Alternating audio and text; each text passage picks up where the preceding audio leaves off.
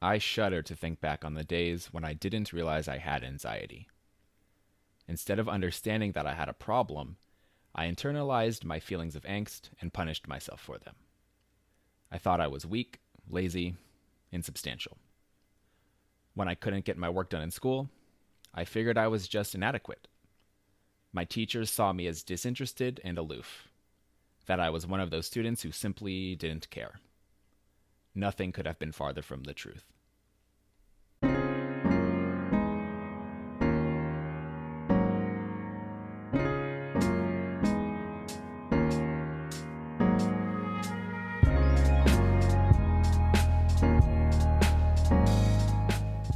Welcome to Stone Cold Moderation, a thinking man's journey toward a healthier relationship with alcohol.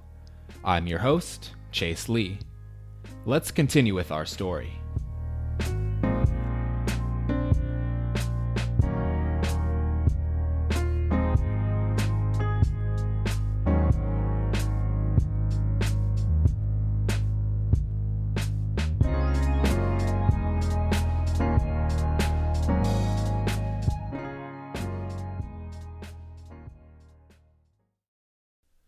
I remember my senior year of high school as I was struggling simply to keep things together in order to pass all my classes and graduate on time. One of my teachers asked me to come in at lunch. I was failing his class, and he wanted to have a little chat with me. At some point during the exchange, he coldly asked me what I would be doing after high school. He didn't ask out of genuine curiosity. It was a rhetorical question. He was calling me a failure. I was taken aback by his inquiry. I'm just trying to make it out of bed every day, dude, I wanted to say. Instead, I sheepishly said that I'd be going to college and that I wasn't sure after that. So many people suffer from mental health problems in silence. They learn how to put on a mask, hide it, and pull themselves up by their bootstraps each day to get through. As I got older, I learned how to conceal my pain behind a smile and put people at ease through positivity. Those who knew me well, however, those who saw me in private, knew how much of a mess I really was. And, truth be told, it wasn't until recently in my life that I realized it was anxiety I was dealing with. After all, isn't anxiety just for nervous people? As I came into my own as an adult, I didn't see myself as being nervous. I was a sociable person, confident, outgoing. I wasn't anxious. Now that I've become the champion of my own mental health, I know that I do, in fact, struggle with it. And that's okay. It's been difficult to find a metaphor that adequately illustrates my experience with anxiety. But the best one I've been able to think of is this. Picture yourself in a room. Perhaps a room that you spend a lot of time in. Like your bedroom. Anxiety is like smoke slowly billowing into that room. So much so that it becomes a physical weight. The longer you sit and do nothing, the more the smoke fills the space, and the harder it is to breathe. If you take action and get up and open a window, the smoke starts to clear. My anxiety feels like that. It's a feeling of dread and apprehension. I feel it at all times of the day, before I do anything, before I get out of bed, before I brush my teeth, as I prepare to leave the house, before I cook dinner, before I check my email, before going to bed. I feel it during even the most mundane moments of the day. And just like in the metaphor, the longer I sit and do nothing, procrastinate, distract myself with social media, the more intense it gets. And for me, anxiety is depression's right-hand man. Where there's smoke, there's fire, and if anxiety is the smoke, depression is the fire that follows. Now, in times of COVID-19, as many of us work from home, it's harder to get into the flow of the day, and it's even more challenging to establish a daily routine that keeps one from falling into traps. So what can we do?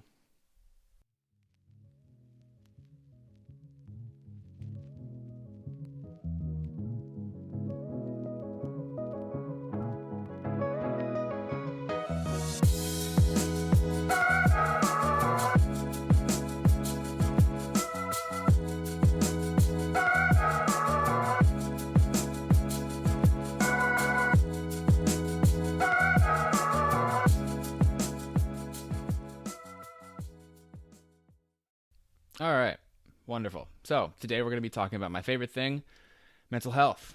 Yes, because essentially I think that addiction and alcoholism is a mental health problem, right? Obviously, very closely tied together. And I would venture to say that people with really, really good mental health, who are constantly content and feel joy in their lives, don't probably are less likely to struggle with addiction, right? I don't think that's too far fetched to say. If we have good mental health, if we have minds that consistently feel joy, are consistently in a state of calm, and kind of at rest. Not that you don't have an active mind, but you feel calm most of the time. This is very important.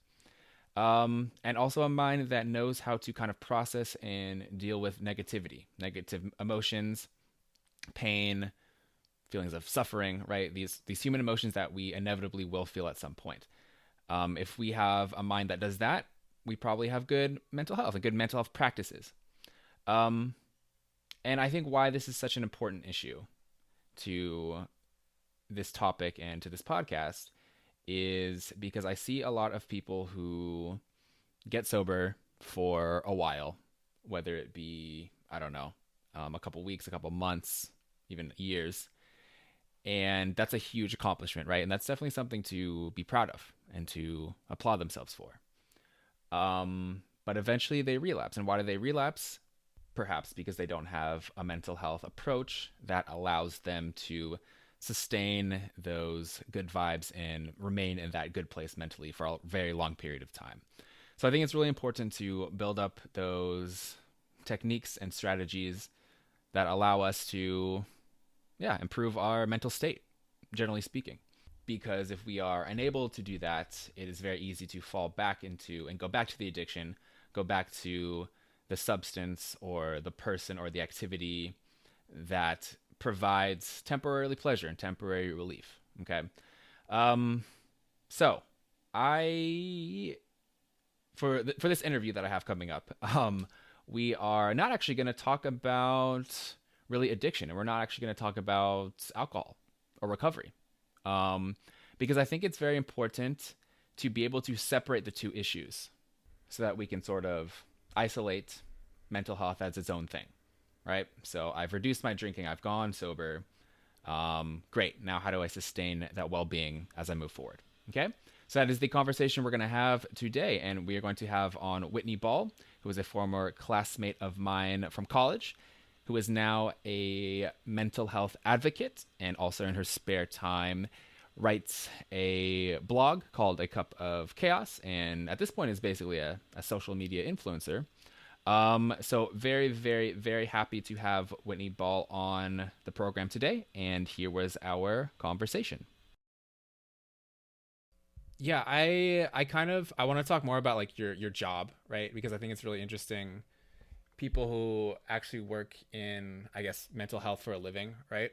But Mm-hmm. if you wouldn't mind, just kind of talking first about also like your story with mental health.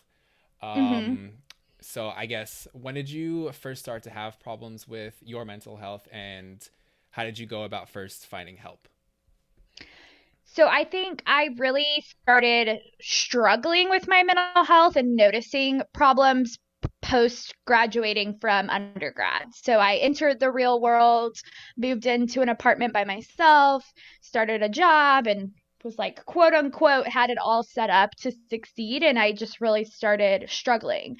And I didn't even have the words to put to it. Like, I wouldn't have told anyone, like, oh, I'm struggling with my mental health. I was just like, I feel out of sorts. I'm known as a very like outgoing, bubbly person to anyone who's close to me, but every day I was coming home and just like couldn't stop crying. I was waking up every morning with a racing heart. So that went on for about like 6 months, I would say, just not really knowing what was going on, but just not feeling myself, dealing with a lot of physical symptoms. And I turned to social media to kind of get some support. And like, there's a lot of like quote unquote wellness bloggers out there that are giving all this advice, and it made things worse. I was like, none of this is helping me. I don't know what's going on. And I would say about 9 months into really struggling, I had my first panic attack at work. ironically at a mental health organization. And I was in the parking lot just like hyperventilating, and it hit me then because I had heard about these, panic attacks, and I was like, "Oh, this is a mental health problem. This isn't just a you can't survive the adult world. This is like you are dealing with something legit." And so at that point, that's when I finally was like, okay, now I know I can seek out help because I have like a legit thing I can talk about. Before then, I didn't think I was like worthy enough of support. I just thought like, you have to just keep trying harder, Whitney. You just have to like push through this. You just suck at adulting. And so I really, that's when I kind of had the language to tell. I went to my general practitioner, so just like my regular doctor, and was telling her all these symptoms, and she was like, "This sounds like mental health issues." So I started medication for my anxiety, a really low dosage, and then at the same time, I found a therapist and started therapy. So those were the two things I started with, and like drastically felt a sense of relief. To be able to kind of start working on the underlying causes of my mental health challenges and my anxiety specifically. So you're not somebody who had, I guess, difficulties as a child, as an adolescent, during college. You kind of really became aware of your issues after postgrad. Yeah, and now looking back on it, like I did have mental health challenges growing up. I just had a really like I had created coping skills that weren't healthy, but that I could use to kind of shove those feelings down. And they didn't manifest in the same physical way as they did post college. So I think I've always struggled with anxiety. Like I've even talked about this with my therapist, like, oh, so it wasn't normal to like do XYZ. And that's like not a normal thing. She's like, no, like people didn't like cry at night freaking out about people not liking them. I'm like, oh, okay. So maybe I have always been dealing with some of this stuff, but it wasn't really till post college that I think I was thrown into this new environment away from the regular like school structure that my normal coping skills like no longer worked for me. And so then that's when I could really start to notice like something wasn't right. Yeah, because like you mentioned, you're somebody who has a very energetic, bubbly personality. That's how I knew you in college, right? You were definitely one of like the last people. The social, yeah. Yeah, like you were super social. Always like seemed like very happy, very positive. You're probably one of the last people I would have said, "Oh, like I think she's going through something." Exactly. Was it difficult for you to kind of come to terms with that and kind of like, I guess, admit to yourself, yes, I have a problem, I need help? Oh, 100%. Like, I think that's why it took me like a whole year of just suffering in silence. So I was like, I'm great. Like, everyone knows me as being great. So obviously, I don't have mental health challenges. Like, that can't be legit. I'm not over here like can't get out of bed or can't get anything done. So how like that's I can't be struggling. I'm not allowed to struggle. Like I'm happy. So yeah, that I think was one of the biggest. And like my family knows me as like being happy and like always having it together. So I was like, no one's gonna believe me if I tell them that while I'm happy on the outside, I'm like really struggling on the inside. Like I was convinced that no one was gonna think I was telling the truth, and or that like no one would believe me. So yeah, I think that was one of the biggest barriers to even just acknowledging my problems to myself was that I wasn't seen as the typical person that would struggle with mental health. Yeah, because I think a lot of people, unfortunately, I guess especially, I mean, I guess at like a later age, I think they see it as a bit of like a failure, right? When they finally come to the realization, well, maybe I need some help. Maybe I do have a bit of a problem here. They see it as, yeah, like a failure, like a personal failure. Like they weren't, I don't know, good enough to not to avoid having to go to therapy or that, Strong enough, yeah. yeah, something like that. And I don't know. I mean, I guess for me, I got fortunate because I started going to therapy in like high school because I was just really like fucking up, and my parents kind of identified that I had a problem. But I definitely think it's tricky as an adult to kind of look at yourself and have that conversation like, okay, I've got a problem here, but that's okay. Yeah, anyways, those are just my thoughts on Yeah, that. it's Yeah. interesting. You got normalized to it at an earlier age, which I think is something like we need to make more of a priority. Like I wish someone had been like, yeah, it's normal. Like, let's go to therapy. It's not because you're broken. It's just like it's like going to your annual checkup. It like would have been nice if someone had said that. And how has, now that you're kind of, I guess, care of your better self, taking care of yourself in a better way, how has that improved your relationships, your like performance at work, like your life in general? In like so many ways I can't even count. No. Yeah. I think one of the biggest things is I'm showing up to one, my relationships and my job as my more authentic self. I think I got really good at putting on a show, even though I wasn't feeling my best. And I don't think that benefits anyone who comes in contact with me, because no one, has it all figured out. So by leaning in and like working on myself, I've been able to show up and be more authentic with the people around me and build those like deep connections, on another level. And I've even done that with my coworkers, like showing up and being vulnerable and willing to say like, today sucks. Like I am fucking over this. I don't want to do this anymore. And they're like, oh yeah, me too.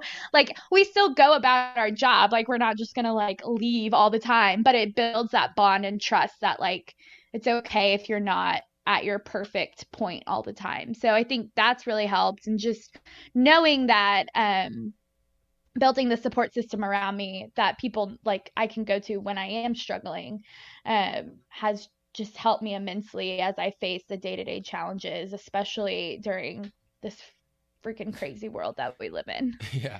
And how, you mentioned this a little bit a minute ago, but like how did your, I guess your old friends, your family, people who had known you before they knew about your anxiety and etc., how did they sort of react to this news? Oh, no one's ever asked me that question, actually. That's a really good question because actually I'm really close with my family. They struggled a lot with me opening up about my struggles because the people closest to me, as I like revealed like, oh, I'm not okay, like they immediately just wanted to fix it. They're like, okay, let's fix this. Like what's going on? And it almost like didn't it hurt our relationship a little bit because I felt like, okay, I just need to go back to normal so they're okay. Like I felt like I needed to just be happy so that they didn't feel like I was a burden. But I think that my partner, like we feel a lot more, it's built our relationship a lot more. And I think it's helped us like get through hard times and help us both open up more. But so overall it's been great now, like they know that they're getting like the true authentic Whitney, but at first I think it freaks them out, like they were like, how do we fix this, how do we solve this, and then that made me just want to go back and revert to like happy Whitney even if I'm dying inside because I wanted to just make everyone okay. So it's definitely been a growth experience to really be open with them because I do want to just be want them to see me as happy and they're happy and we're all happy and we can all go about. But like now it definitely helps to be more open, but it was an interesting period right at the beginning. Yeah, I think my experience was, I mean, just recently with starting like this podcast, right? Because I'm obviously talking about a lot of very personal stuff. And I think like at Trinity, for example, I think the people who like live with me and knew me really well, like my very, very close group of friends, they knew that like half the time I spent just crippled by like anxiety, and I spent a lot Mm-hmm. of time, being very depressed.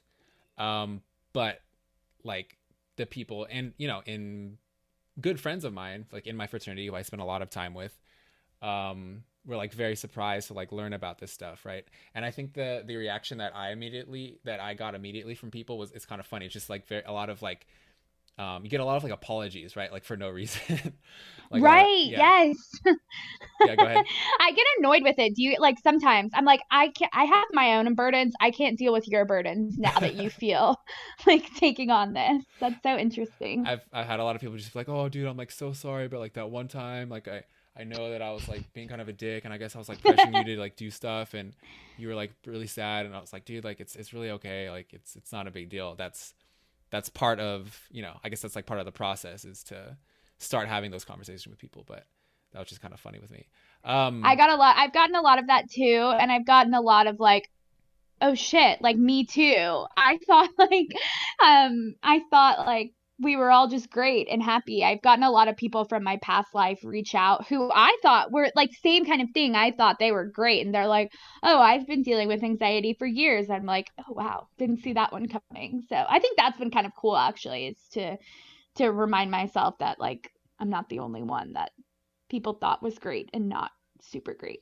And I think it's good because I think it gives other people an opportunity, right, to share, um, their thoughts and their stories and open up if they are going through something. You know what I mean? Yeah, absolutely. And especially, because, oof, I mean, I don't know. You probably have more statistics than I do, but I mean, overwhelming. I think depression, anxiety is something that affects millions and millions of people, and a lot of people who you meet and you would never expect it.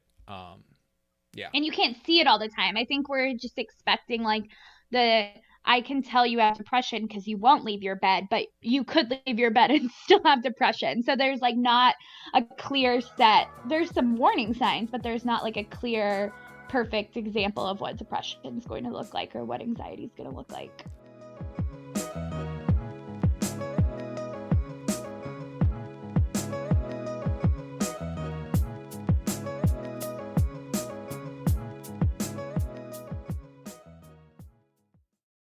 For sure. So in your life, how do you kind of maintain good mental health? Like day to day, do you have like a routine that you do? Do you see a therapist? Like what do you do? Yeah, I would love to say that I had like a perfect routine worked out. Like that honestly is hashtag goals for me, but I don't. Like I still figure it out day to day, but there are things that I do regularly that help me with my mental health, or if I can feel myself slipping into a state of depression or high anxiety, like things I turn to. But I work out regularly, or at least get out and walk outside, and I find that to be really helpful. So I try to do that every day. Um, I am on medication, which I think is one of my biggest helpers. So I take that every day. I go in and out of therapy. So I was really strong with therapy for the past 6 months. I recently stopped. I would say I stopped like maybe 2 months ago now. But I just emailed my therapist this week and was like, we need to pick this back up. So I go in and out of therapy because I think it's something that like I see it as a tool when things are like so and when we start to work through a bunch of stuff, I like to try skills out on my own and then go back into it. So definitely therapy, medication, working out are part of my routines. And then just like regular check-ins with people in my life, because if I get, especially in the middle of COVID, if I get too siloed and alone, like that's really what triggers some of my mental health struggles. So I try to do like regular phone calls with friends and family. Like I try to do that at least once a week, just to keep in touch with people and the outside world. Yeah. And I read your last blog post for your blog, which is called A Cup of Chaos. Website looks great. Thanks. Yeah, welcome. You were talking about what you were just saying, that we're going through a very bizarre time that has been very challenging for a lot of people in terms of mental health. And you named some pretty interesting strategies. So just for people who are listening, who are, struggling to, get up in the morning and feel great during this weird time, what advice would you give them? Oh my gosh, I have to like remember even what I put in this blog post. Well, I think my I'm like, oh, let me go look at what I wrote. I think one of the big things that I like over preach this, I feel like, but one of the things that has helped me so much in the midst of regular life and now in the pandemic is recognizing my emotions. So like I do regular check-ins. It sounds so lame when I say it out loud, but I do regular check-ins with myself. Like I'll stop and be like, what are you feeling like right now? So usually like for me it's around lunchtime because I've like been going through my work day and like kind of have a time to take a breath of fresh air. And like sometimes like checking in my emotions, I'm like, I'm feeling like grateful or I'm feeling jubilant. Like it's not always bad, but then other times it's like, oh, I'm feeling disconnected or I'm feeling anxious or I'm feeling overwhelmed. But just like naming those emotions and just recognizing them, not even trying to like solve them, but recognizing them is such a useful tool, I believe, in a practice that we should all take up. So that's like one of my biggest tips for people as they're kind of trying to navigate this, because there's some weird emotions that can pop up. And I also, like, I unfortunately have turned to some really negative outlets during this time, and I've caught myself leaning on those too much. For me, it's like binging social media, and just constantly like scrolling social media, or just like, yeah, binging TV, things like that. So I've tried to pick up some more like healthy coping strategies, like I said, like going for a walk, journaling, venting sessions with friends and family. Like I think finding a few of those things that actually do provide you an outlet, and they're going to be different for everyone. Like I've gone through ones that people say are like really helpful and they're not helpful for me at all. Like I can't get on the meditation train. I've been trying so hard, but that's okay. Like I have other things that work for me. So I always just tell people, like, find the thing that's good for you and don't stress if the thing that everyone else is doing isn't working. Yeah, I definitely like that approach. And yeah, because I think maintaining mental health and wellness, it really has to be individualized. Because like you said, like you get on social media and you see a lot of people doing a lot of this stuff and a lot of this stuff. And this can also be in like the mental health space. And you can same as if you were seeing somebody who's like in a nice car, right? If you see somebody, a picture of somebody like meditating and you're like, oh man, like I can't do that. And then you like feel bad about yourself because of that, then it's not very, Exactly. yeah. I do this all the time. That's what I did. Yeah, that's how I spent my first like year, was like trying all these things. Like, can't tell you the number of people that say like take a bath, and I hate baths, and I'm like, stuff like sitting in this bath, like this isn't relaxing me. I'm like getting stressed out. I hate this. I'm failing. I'm a terrible person. Yeah, it's a spiral. Yeah, but no, I really like that approach. Finding an individualized, just like finding activities that calm you down and like kind of like bring you a little bit of joy. I like that a lot. Yeah, I think for me this time has been kind of weird because it's like our schedules have cleared up a lot, right? We're not moving as much, we're not. So I guess in that sense, like the stress has gone down, but it's created this entire different kind of beast of anxiety for like, existential anxiety for like the future and whatnot. Mm-hmm. Yeah, I don't know. Like, has this time affected you in particular ways that you didn't expect or that have like surprised you? Um, yeah, I like that. That's such a good point, because I remember like right when COVID hit, I had such a jam-packed calendar coming up with travel for like work and personal life. And then all of a sudden it like all came to a halt, and I was like, okay, now I have all this free time. So I think like honestly, COVID's made me realize how to be more thoughtful with my free time. And because if I just like sit around and don't do anything, like it has started to make me feel more depressed than usual. So I have to like focus on using free time, not productively, because I'm not someone who was always like pushing productivity down people's throats, but just like thinking more, like being more present in those moments and thinking how I want to spend those rather than just like wasting a day away.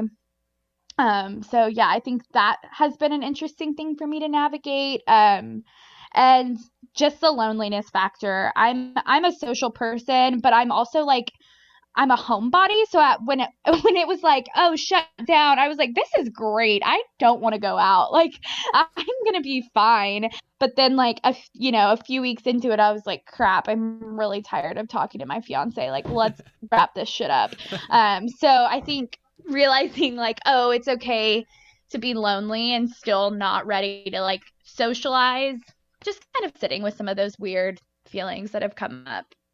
Yeah, definitely. And I also want to like, you talked about this a little bit before, but I wanted to get more of a sense of like when your typical day at work, for example, what do you do? Like, what does your work really consist of on a day-to-day basis?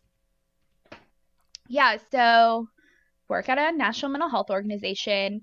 So my day to day, I run a few of our partner programs, and I work on our partnerships team. So my day-to-day consists of a lot of emails, a lot of Zoom calls, chatting about how we can work with other organizations, but a lot of sitting at my desk, answering emails, working on marketing materials, writing website content, trying to be creative. I found it really hard to be creative during COVID, but like trying to be creative. And a lot of team meetings we spend a lot of time like chatting as a team in meetings. So mostly sitting at my desk, just looking at a computer screen, occasionally talking with other people via that computer screen. And just trying to find people and organizations out in the world who are pushing our same message of mental health awareness and early identification of mental health issues. Have you found it more difficult to, I guess, be productive and get in a full day of work and to stay motivated during this time? Or have you found a way to kind of get yourself going even maybe when the energy's not there? Yeah, I was like shocked, honestly. I don't know if anyone else has been feeling this, but I was convinced like I wouldn't be productive at all. Like I was like, I'm going to be the worst at working from home. But I honestly think if I like really think about my day to day before COVID, because I'm working from home now, I had been working in an office every day. But before COVID, I still had a lot, like my productivity still came in spurts. Like I would sit at my cubicle in the office and scroll through Instagram for an hour. Like, sorry if my boss listens to this at some point, but it just like I think that's the reality of working as an adult, is like it comes in waves. So I honestly would say it's about the same right now, but I've these past few weeks I've really been struggling with finding motivation, just because when my mental health is low and when I'm dealing with anxiety and depression, I tend to struggle with motivation just in general. But the nice thing about working from home is I have the more flexibility to like mix it up. Like I can go do some house like stuff around my apartment. I can go take a quick walk and not have to worry about like getting sweaty and going back to the office. Like there are like some I find helpful like coping skills that I can lean on a little more when I'm working from home. For sure. I think that has been my biggest thing the past couple of months. Because I was actually, now it's funny that you say that, because I was actually, when the quarantine first happened, and like in France, because I was in France, it happened like hard. It was like 3 days, and then it was like you don't leave your house ever, and like it was like lockdown immediately, right? So there was a lot of like panic. Unlike America, yeah. Yeah. So there was like a lot of like panic that kind of like set in, and it was bizarre, right? For me, like I'm kind of an introvert. Like I enjoy my time alone, but I was very much like my attitude at first is like, oh, I'm gonna crush this. Like I do this anyways. Like I'm super self motivated, and and that lasted for about a month, and then I think a month later I was just like, oh shit, like damn, like this is really gonna be real. Yeah, this is real. We're gonna be doing this for a while, and I really just kind of plummeted, and have been figuring out how to like, I guess, get back to a point where I'm kind of neutral at all times and where I can still like be productive. So I guess, would you have any tips for people who are having troubles getting motivated, finding their productivity? It's just like hilarious because last week was not my week when it came to productivity. Yeah. So like I feel funny. I feel like a fraud giving tips. But what I have found, like honestly, one is talking about it with someone else. I think that we get stuck in this like shame cycle when we're not being productive, because we do tie like success to productivity. And so I think it's easy when we're feeling kind of down and struggling to do anything that we just kind of hit this internal dialogue where at least I do. I suck. I can't do this. I'm not cut out for this. Get your act together, Whitney. Step it up. And it just doesn't help. But it's just my innate, like it's my instinct to do that. And so what I found helpful is talking with people, whether it's colleagues or friends outside of work, just to be like, I am not with it this week. And, they might not be feeling the exact same thing, but like pretty much anyone can relate to that. So again, naming that, talking about it, giving myself like some grace to be like, this makes sense that you're not productive. You're not supposed to be like this all the time. And then what helped me this past week is turning to external motivation through like blogs and podcasts from stuff in my field. So like I read a really interesting article about race and mental health that kind of fired me back up again. So finding things that kind of light your fire, that get your wheels turning, I find to be really like motivating. Like, okay, my job has a purpose, or other people out there are doing these cool things. Like, let me apply this lens to my work and use this. So just finding something that kind of sparks a little something to get your wheels turning, like a little extra grease. I think that's really good advice, actually, because I think a lot of people will say like, oh, just shut yourself down from social media, like go off the grid, turn off the computer. But that might not necessarily be helpful, right? Because there's a lot of positive stuff out there. I think it's just maybe important to, figure out what is going to be, like you said, motivating and, get the juices flowing again, and the stuff that is going to like suck the life out of you, right? Because there's a lot of that on social media. Talking more about social media, so your blog is called A Cup of Chaos, and you also have you have Instagram, and you have a lot of followers on Instagram. Do you also have Twitter? I'm not sure. No, okay. Geez, I've never gotten into Twitter. I'm such a bad like millennial. I really need to like step up my game. Yeah, I haven't figured out. And now there's TikTok. Like, I don't have that either. Oh my God, you're not on TikTok? What? Like? Well, I personally am on TikTok and spend hours watching TikTok videos. I'm just not a content creator. Oh man, that's terrible. Yeah, you got to get a TikTok going for your mental health advocacy for sure. I know. Yeah, so I guess could you tell us like a little bit about what your blog is about, what content we can find on your Instagram account? Yeah, so honest, raw talk about mental health, specifically to my life, and with hopes of it helping other people. My blog and Instagram are a place for me to share what my daily struggles are without the shiny, like, kind of toxic positivity that can sometimes be surrounding the mental health conversations. I try not to like preach advice from like, this is how you should handle your mental health challenges, but more from a place of, this is what's worked for me, this isn't what's worked for me, and just a creative community of it's okay to not be okay. And that there's ups and downs of life, and that's just kind of it. So if you follow me on Instagram, if you read my blog posts, you'll get a little bit of sass, a little bit of raw truth about mental health challenges. I am known to share a crying picture here and there. I'm known to share on stories when like I just hate life and like don't want to do anything, just to kind of remind people that they aren't alone and that we're kind of all in this crazy mess together. And yeah, I wanted to like commend you on especially your Instagram, and I think raw is like the perfect word to describe it, because you should like share these pictures of yourself after having like a panic attack and when you're just very upset. And I think you've been doing this for the last like 1 or 2 years, I would say. Yeah, actually before we hopped on this, I was like, I should probably know how long I've had this. I think it's like a year and a half now. Yeah, but yeah, I definitely like, I can safely say that you're one of the only people who really does that. You know what I mean? That I know, at least. Mm-hmm. I felt like when I was looking for content and support, like all I could find in the like mental health space was these people who quote unquote solved all their issues. And like, I don't think you can solve all your issues. Like, even me, who's like, oh, let me tell you how to be more productive. Like, I had a not productive week last week. So I was really hoping just to create a space that showed like, you're not going to ever like be at like one, like I'll have days where I'm at 100%, but you're not going to ever solve everything. And I think we need more people out there kind of sharing that message. What has been the reaction that you have gotten in particular from like those photos and like sharing those moments that are, painful and not fun? What has been the reaction from people? Yeah, I think a lot of people appreciate it. Like, I've gotten a lot of like comments or messages of, thanks so much for your willingness to share this, because I was having a really hard day and really finding it hard to carry on. I've gotten a lot of support too, of people being like, you're gonna make it through, and like I know that every time I post. I never post these when I'm like at my breaking point, but probably like a few hours later or a day later.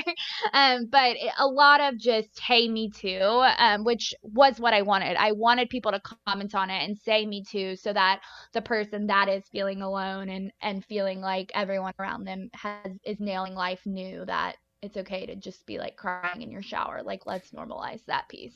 Yeah. And I definitely crying in shower. Yeah, for sure. It's my favorite spot, honestly.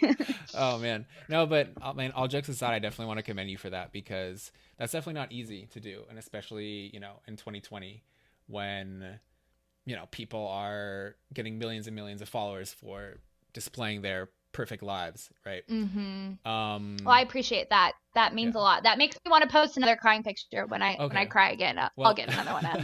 Well, I hope that doesn't happen soon. But yeah, I mean, I definitely feel kind of like fraudulent sometimes looking at my Instagram, because I'm like, this definitely reflects like my experiences and like places that I've been and things that I've done, but it definitely doesn't like reflect kind of like my life story and like the state of like how I'm actually living. You know what I mean? That shows how like good of a person you are, that you can like look at that and recognize that piece, because I think a lot of people are like, oh, this just shows how glamorous my life is. So yeah. I commend you right back at you for recognizing that. Yeah, but it's tough, and sometimes I feel like I need to get rid of my Instagram, but I don't know, that's a conversation for a different day. That's like a day-to-day conversation I have with myself. Yeah. Okay, so thank you so much. Kind of wrapping things up, you already mentioned it, but like your website, how can we get in touch with you? Social media, contacts, blah, blah, blah, if you wanted to share anything. Yeah, so website's pretty easy. It's just acupofchaos.com. I have a contact thing on there. Great way to connect with me. I have a newsletter sign up, although I'm bad about sending newsletters, but feel free to sign up once I finally send another one out.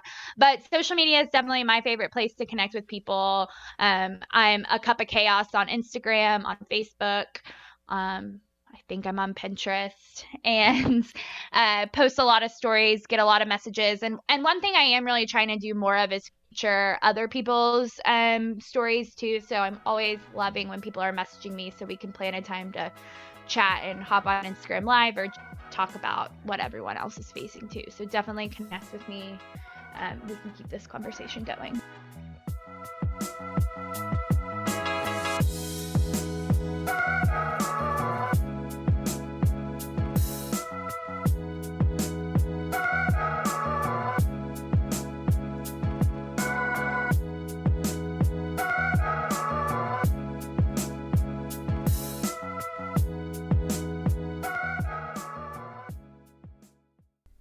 All right. Excellent stuff. First of all, big thank you again to Whitney for that conversation and for sharing her experiences and knowledge with us. A lot of things stood out to me in that conversation, namely how she was talking about how nobody around her expected for her to be the one saying that she had a problem with anxiety, that she was struggling with her mental health, right? Like we talked about, like I knew her from college as being very fun, very positive. You can, tell in the way she talks that she has a lot of positive energy at all times. So people around her were very surprised when she told them about her problems.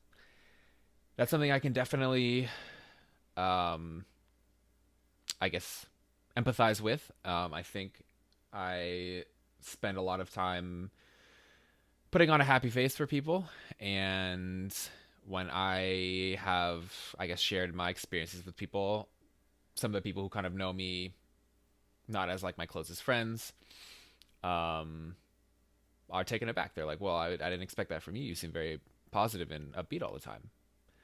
But those who know me well, who kind of see behind the scenes, right, know that I struggle a lot. And I think an important thing that we touched on is that having a mental health problem is not a failure. Okay. Right now, 1 in 5 American adults experience a mental illness. Okay. 1 in 5. That's 20%. That comes out to, if my math doesn't fail me, which it might, 66 million Americans. experience a mental health problem. That's 66 million out of 330 million. Okay, so, in the days that when you used to walk down the street, 1 out of every 5 people experiencing a mental health problem. So you are absolutely not alone. It's a massive, massive, massive group. And I'm not sure what the statistics are in other countries, in other similar, in Canada, for example, and other countries with a similar profile as the United States, developed countries. I don't know. But in this problem, that's where we stand. Pretty massive. So it's not a failure to have a mental health problem. Okay, it's actually a win if you can. It's a massive win if you can address it and attack it in some way to try to get better. That's a huge win because you're doing yourself a massive favor. Yeah, and I think it's inspiring, the work that Whitney does, for example, which is helping to kind of get rid of that stigma so people can talk about their mental health problems and not feel like it's a failure. I think that's huge. Okay, so during that conversation, Whitney touched on some strategies that you can do to improve your mental health, to moderate your mental health. Okay, daily things. And I'm somebody who likes clear action plans and clear actions that I can say, I'm going to do this and it's going to help me. So I would like to kind of repeat the things that she mentioned. All right, the first thing that she mentioned self-care activities. All right, so a few activities that you can do if you're in a bad spot, or just that you can do daily to get you into a better spot.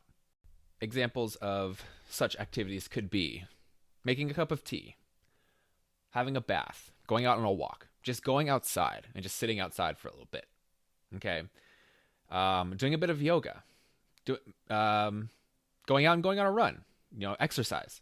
I think the important thing is that it's going to be different for everyone. Okay, I love meditation. I know a lot of people who can't stand it, right? It has to be things that you like, that are easy for you to do, that you're excited to do, that are not work for you to do. Okay. So you're going to have to make that decision. And the other thing is, it can't be an activity that is going to further you down. That is going to put you farther into the pit of anxiety, right? So I know for me, for example, if I'm in a bad spot, the worst thing that I can do is go on social media, and the worst thing I can do is just start watching YouTube. Okay, because those are two major triggers for my anxiety. Those are two things that I struggle with addiction with, honestly. So I know that if I'm in a bad spot, I need to avoid those and I need to do something else. So it could be reading a book for 10 minutes. Okay, but things that are not going to be major work for you to do that you can go to. Okay, and maybe these are things that you end up starting your day with, right? Okay, moving on. Number 2, she mentioned staying active, the importance of staying active. I know in these times it's extremely hard. If you're in California right now, literally the sky is orange. We can't go outside because of the wildfires. The air quality is terrible. I get it. But staying active is super important. Working out whenever you can. And that doesn't mean just, working out and working up a sweat. That can mean going on a walk. That can mean stretching. That can mean doing yoga. That's extremely important. Gets the endorphins going, gets the dopamine going. And I think the serotonin as well. I'm not sure about that, but at least the dopamine. Yes. Number 3, therapy. This could be more difficult for certain people, but it can be incredibly, incredibly impactful. Gonna get real pretentious here. Socrates once said, "Know thyself, for once we know ourselves, we may learn to care for ourselves." Okay, this idea that knowledge is power, right? This idea that if we can get to know ourselves and improve our abilities for introspection, that at all times we can just get a better understanding of ourselves and what we need. So when Whitney was talking about doing check-ins, right? She talks about how, when I'm feeling something, I do a check-in. Therapy can really, really help with this. So in these moments where you're going through a crisis, where you're feeling bad, where you're feeling whatever, you can stop and you can say, what am I feeling right now and why? I think we live in a culture a little bit too much where we always try to explain something. That's very kind of, I guess, Western medicine and Western psychology is wanting to have an explanation for everything at all times. And we can go a little too far, and it actually creates more anxiety. But I think I definitely agree with her in that it is valuable to be able to do that, to do a check in once in a while. And therapy can very much help you build the skills and build the self awareness to in order to do that. I've had therapists who have, because what a therapist does is they go back into your past and they kind of like break down maybe past traumas that affect you, and they kind of just they can give you like a good evaluation of who you are as a person, basically, and your mental makeup. Okay. And so being aware of that can help you understand yourself better and where your emotions are maybe coming from. So I definitely, and I can attest to that it can be very, very effective. So if you're somebody who has the time for it, you can afford it. I definitely think that can be huge. All right. Okay. Ooh, last one. Number 4. She mentioned several times just talking with somebody. Okay.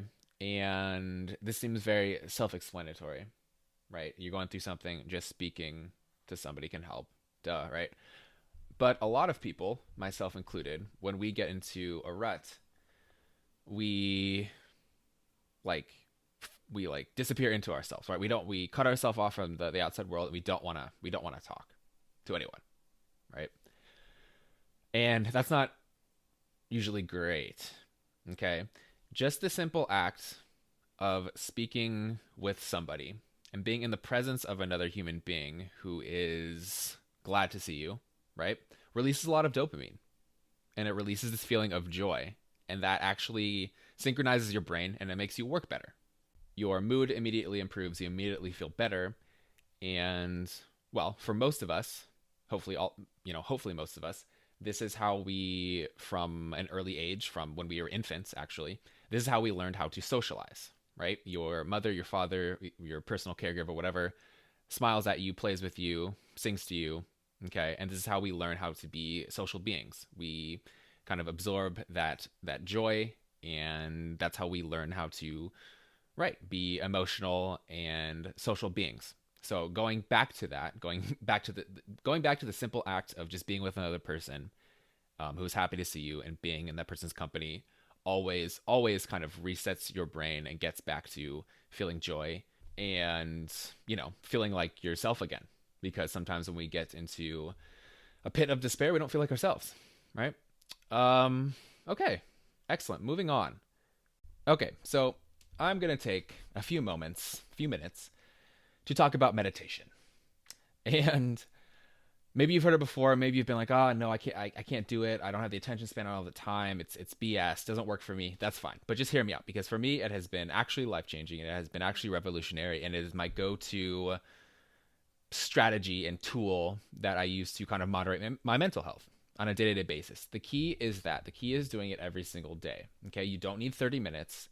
You don't even need 20 minutes. I do it 5 to 10 minutes a day. Okay. But I do it every day. And that is the key. That's all you really need. It's better to do it 5-10 minutes every single day, whether you're happy, whether you're sad, wherever you're at every single day. It's better to do it consistently than do it, for example, 3 times a week or 2 times a week for an hour. Every day is the key. Okay. Because by doing it daily, you actually can start to change your thought patterns, change your mental patterns, and it just becomes a habit. Okay. It becomes a habit of you kind of putting yourself into a good mental space.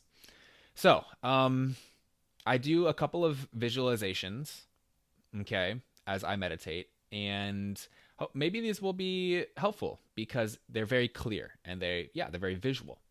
I'm obviously going to leave a more detailed explanation of these in the show notes and on my website, but I digress. Let's get into it. So, I sit down, okay, sit on the ground, not sit on the ground. Sit down, back straight, feet on the ground, okay?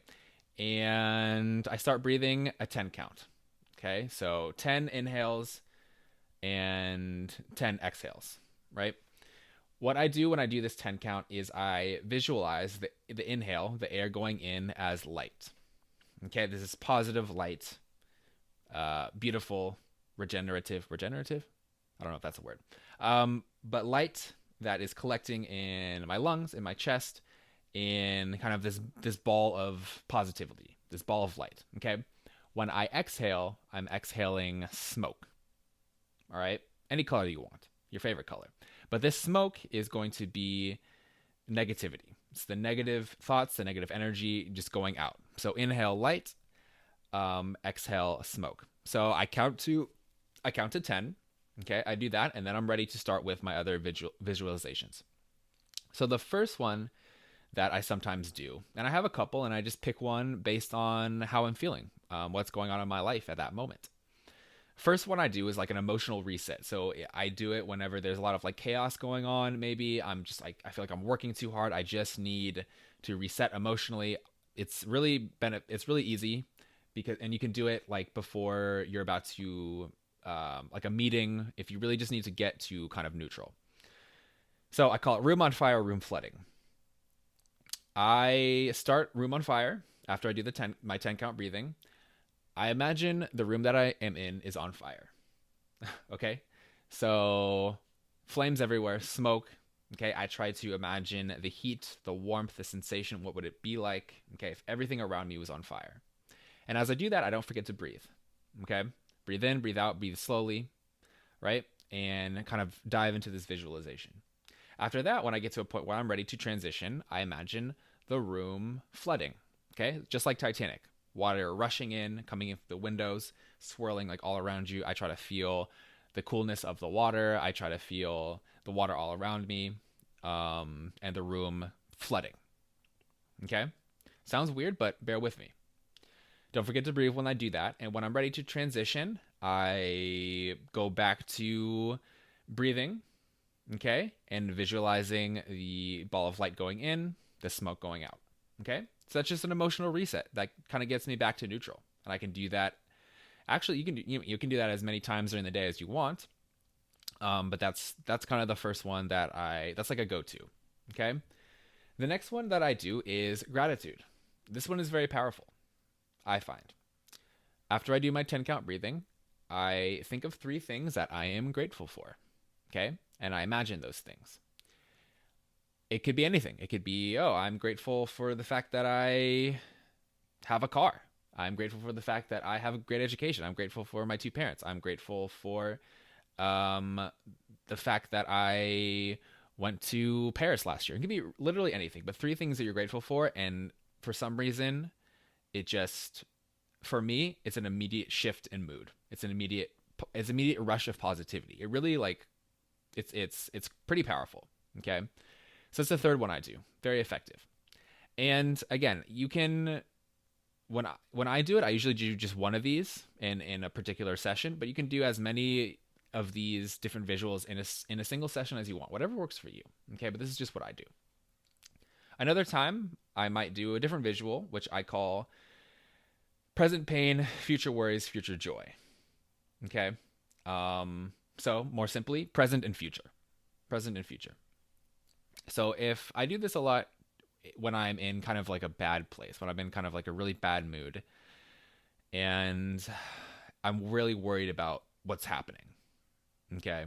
Situational stuff, for lack of a better word.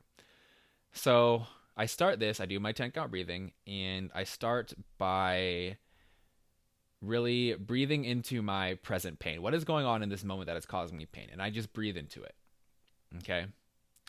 When I'm ready to transition, I imagine the future, and I imagine my pain in the future. Okay? What is the situation that I'm so worried about happening in the future? What if that happens? What will that feel like? All right? And I try to imagine that as vividly as possible, and I breathe into it. Okay? After a while, I'm ready to transition. Then I imagine my future joy. Okay? What will me being joyful in the future and being happy and content in the future look like and feel like? Okay. And I breathe into that.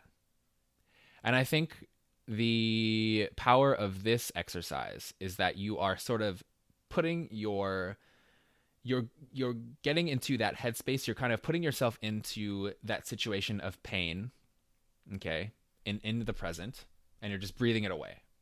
All right. And then you are going into your, your future worries and putting yourself into that situation, and you're breathing into it and you're breathing it away. right? And then, of course, you end on the positive note of imagining your future joy and breathing into that. So I've found that when, for example, if my future worries do come true and I get into like a situation, the situation that I feared happening, I've already experienced it. I've already been there mentally, and I've already breathed it away. So when I get into there, when that situation does happen, it's not so bad, and I can get out of it more quickly because I've already experienced it. That might seem a little bit abstract, but it's been something that's been powerful for me. Okay. Okay. Last one. I know I'm rambling on, but I hope some of you are finding this helpful, because I swear to God, for me, this is like what I do. I swear by this stuff. Okay. Last one is empathy for others. So if I'm feeling like I'm having problems in my personal life, having problems relating to other people, this is really, really an effective visualization. So after I do my 10 count breathing, okay, I first start by like top level. I imagine, or not imagine, but I think about people in my life right now who I really, really like, who I'm really, really enjoying. I'm enjoying their company. They mean a lot to me. Okay. And I imagine those people, and I basically you can recite a phrase, but I think of them positively, and I also think of them, and I say something to the effect of, I hope this person is well, and I hope they find joy and happiness, right? And I understand that this person goes through pain in their life. Okay, so I say, I understand this person has pain. I hope they find joy and they find happiness. Okay, it's very easy to do with the people that you are most content with in that moment. But after that, I go down a level and I imagine people who are more so like acquaintances. Okay, somebody who I don't have strong feelings towards or against. Okay, it could be somebody that you saw today at the grocery store, or somebody who you is somebody from work you don't really know, but you know they exist, right? Somebody like this, anybody, or a group of people. And again, you go through the same thing. You say, I understand that this person has experiences pain. I hope they feel joy and happiness in the future. Okay? Right. So then you go down a level. All right? And this is where it gets more tricky. You imagine somebody or some people who you are really pissed off at. Okay? You're no good feelings towards, or very negative feelings in this moment. Okay? And you say, I understand, just like me, this person experiences pain. I hope they feel joy and feel happiness in the future. All right? And this is effective. Yeah, this is effective for me for sort of the act of like forgiving people and empathizing. Okay? Because I think that bottom level is where it gets tricky, when you're imagining somebody that you're not feeling good about. And this can be really tough, because sometimes you really, really hate people, and sometimes people are just really evil. And especially today, there's a lot of evil people in this world who are very prominent. Okay, not going to name names, but yeah. But being able to sort of empathize with those people, forgive those people, is very powerful for us to do away with that negative energy that those people create for us, and moving forward. Okay? All right. Whew. That was a lot, I know. Thank you for bearing with me. So those are my 4 visualizations. I will put more information about these in the show notes. I will leave some resources for books and articles that talk about meditation, where I actually found these techniques. And I will definitely put some more information up on my website about this. Okay? So yeah, thank you for bearing with me on that.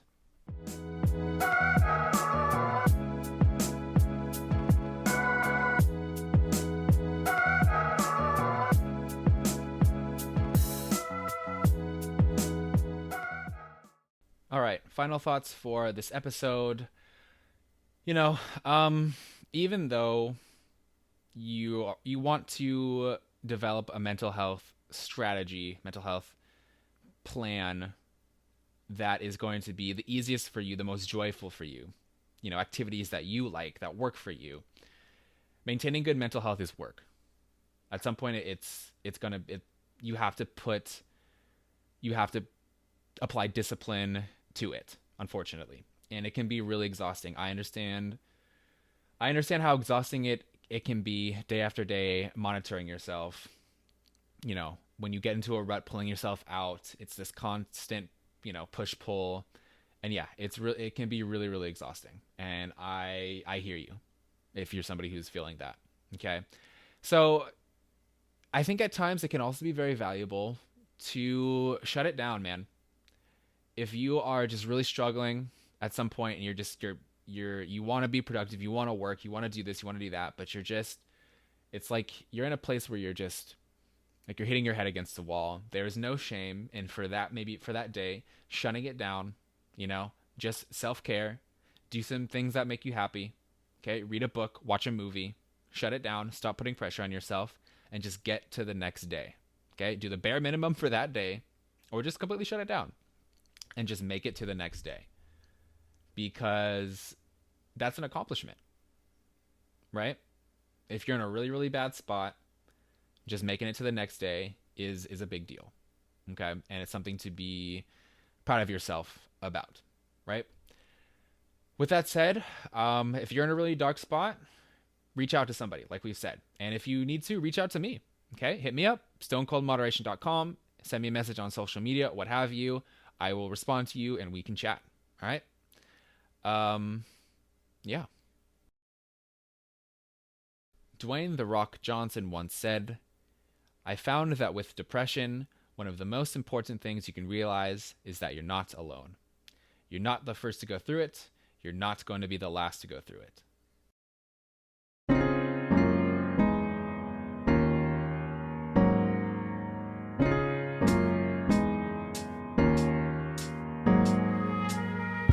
This has been the Stone Cold Moderation Podcast with Chase Lee.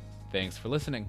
Make sure to check out the complete show notes of this episode on stonecoldmoderation.com, where you can learn more about us. For access to more content, please subscribe to our YouTube channels and check us out on all other social media platforms.